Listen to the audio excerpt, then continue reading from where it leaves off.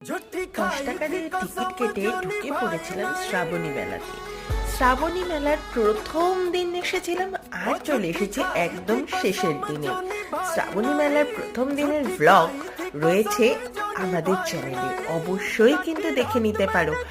আর শেষের দিনের ভ্লগও চলে এসেছে, সেটাও কিন্তু দেখতে ভুলো না।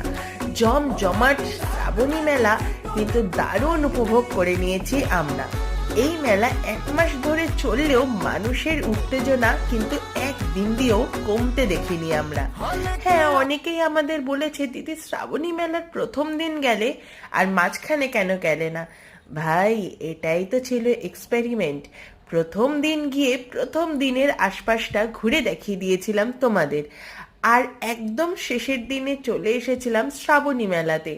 সেই ভিডিও রয়েছে তোমাদের জন্য, প্রথম দিন টু একদম শেষের দিন।